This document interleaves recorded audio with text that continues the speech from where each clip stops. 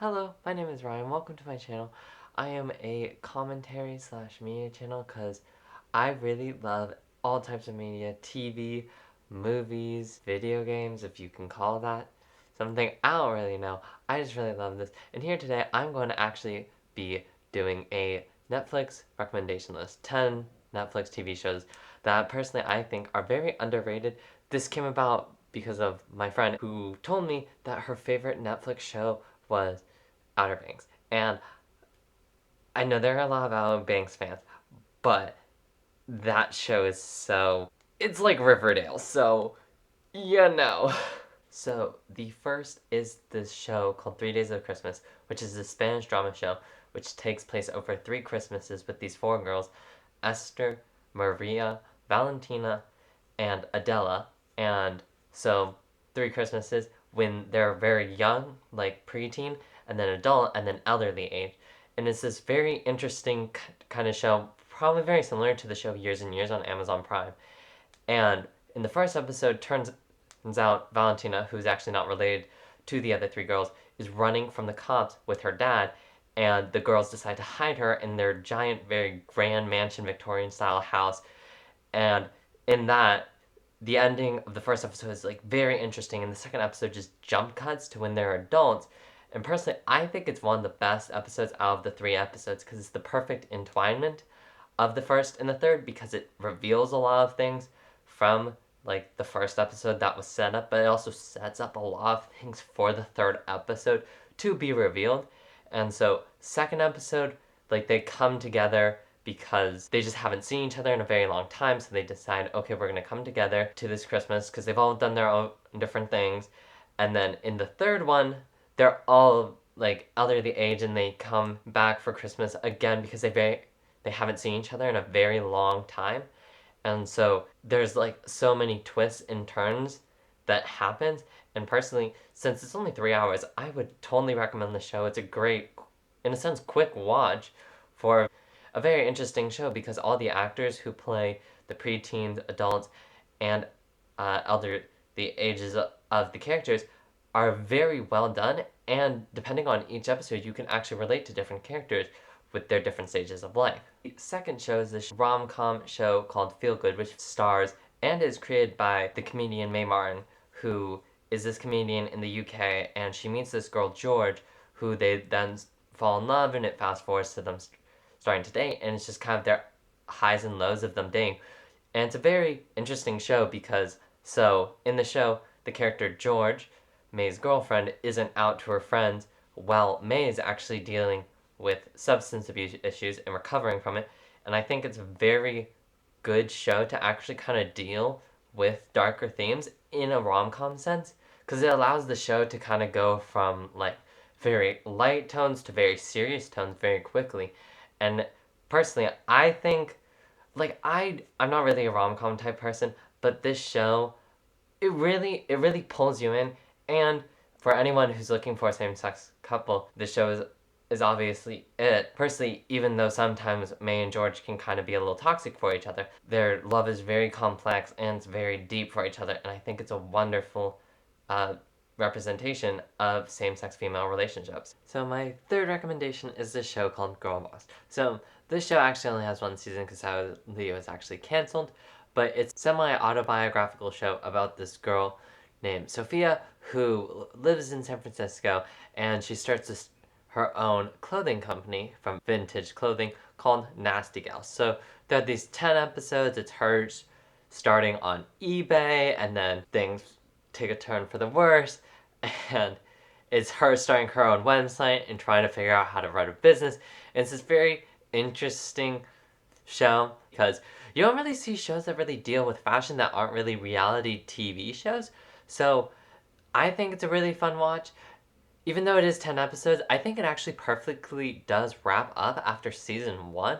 So even though people do say, oh, it got canceled, there's no season 2, personally, it could have been a limited series, and I think it was wonderfully done. The fourth recommendation is this show called Toucan Birdie, which actually is in the same animation style as the wonderful Netflix original BoJack Horseman, which I didn't put it on this list because I think a lot of people watched it. There's 6 wonderful seasons of the show that deals with a myriad of topics, But Toucan Birdie is kind of, in a sense, more of like a mellow version. It does actually deal with a lot of adult topics. For example, a character when she was younger was actually sexually assaulted, and they do deal with that in the show.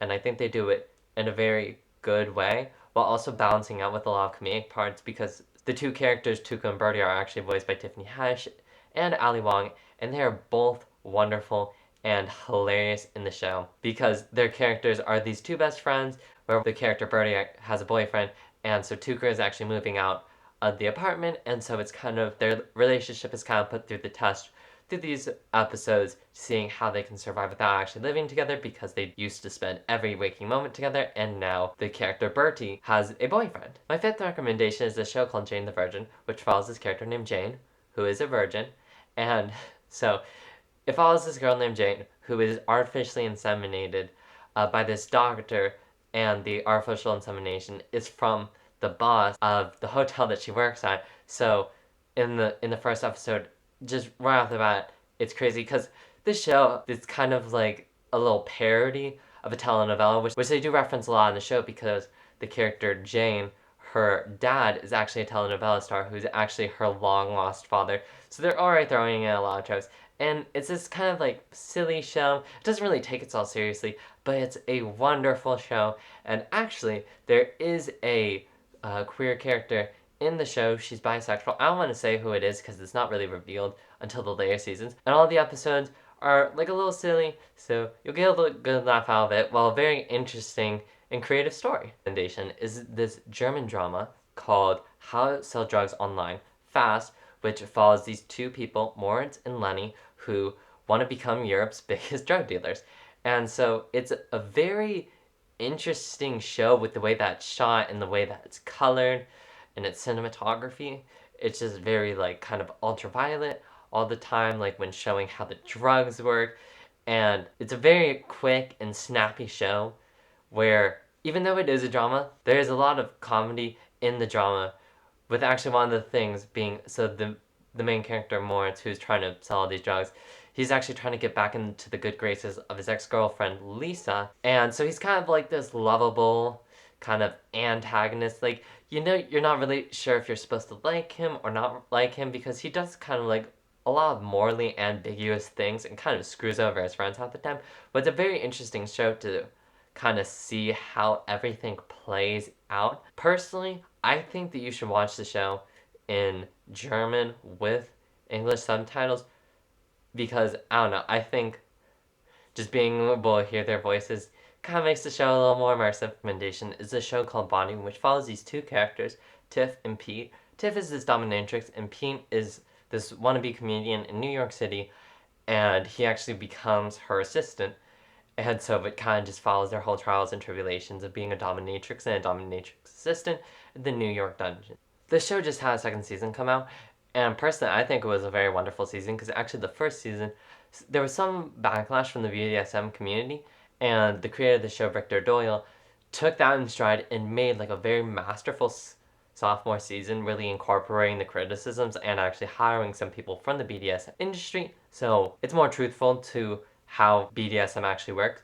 And so these episodes are very short. They're only about 15 minutes. So it's a very quick episode. And if you're looking for a show that kinda is like very offbeat, this is the show for you. And even though like there is obviously dominatrix stuff in it, the show isn't really inherently sexual, which personally I think is a good thing because the whole thing that's said in the show is how being a dominatrix isn't like all about like sex and stuff. It's like an actual job, and I think they portray it very well. And it's a very interesting insight to see like what people do when it comes to this job, and it actually does teach you a lot about the BDSM community more in the second season than it does in the first because they really do focus more on dramatic stuff in the second season, and the first is more comedic. But I think it's a very wonderful show. I think it opens up more doors to have more open and honest conversations about things that we would usually not talk about. Its show is the show called Game Boys. And so it follows these two kids, Gabrielle and Cairo, who start to fall in love through video games, as Cairo is kind of this hotshot like Twitch streamer who in the first episode gets beaten by Gabrielle and he's never lost. so he wants a rematch with Gabrielle, and Gabrielle just kind of like jokes with him, and there's a very interesting dichotomy of kind of, in a sense, kind of like the shy character and like kind of like the outgoing character. But I think it's a very wonderful show. And so even though the show is shot in quarantine, comparative to like the American show Social Distance, which I do not recommend. Do not watch that show. It's really depressing. This show actually utilizes video streams and Instagram and Snapchat to its fullest advantage, and it actually comes off as a very interestingly shot show with how they do everything. So I think it's a wonderful show.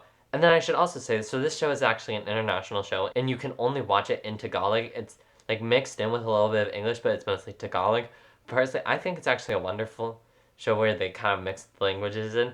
But, I just wanted to state that. The ninth recommendation is this show called I Am Not Okay With This. And I think a lot of people have heard about the show I Am Not Okay With This, especially after it got canceled after one season. Here's the thing, the show is like a must-watch show. It takes place like now, but kind of gives 80s vibes about this character, Sid, who, well, she has a crush on her best friend Dina, but like the main focus is the fact that she might have like superpowers, and it seems like kind of like a myriad of powers. She kind of has like a similar power to like the Black Canary while also having like super strength, and it's like this very interesting thing of how she's learning how to use her powers while also understanding what her powers are, while also understanding like the emotions that she has in her, because she obviously likes her best friend Dina, who at the moment is dating this like jock character named Bradley, who's like this really mean character. Something does happen to him in the end, which gets his comeuppance, and I think it's a very interesting ending for it. And I personally am so sad that this show did not get a second season, but I think the first season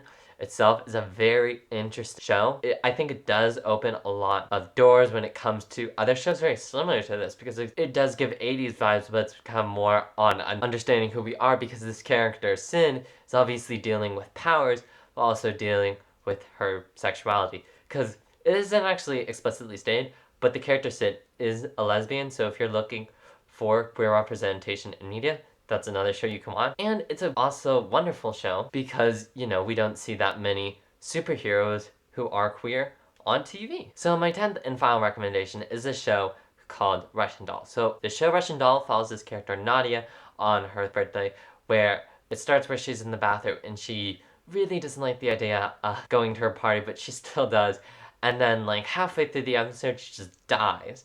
But here's the thing, the show Russian Doll is similar to the movie Groundhog's Day, or actually really more similar to the movie Happy Death Day, because when she dies, she just respawns right at the beginning of the show, which is where she's like standing in front of this mirror just looking at herself like right before she's gonna go to this party. And it's a very interesting show because there's actually another character, Alan, who's also in this kind of like temporal anomaly thing, and he's just trying to figure it out. And so it's a very kind of psychological show, because just you kind of think it's kind of like a Groundhog's Day vibe, and then just each episode gets very much darker and darker, and you're not exactly sure what's happening until the end.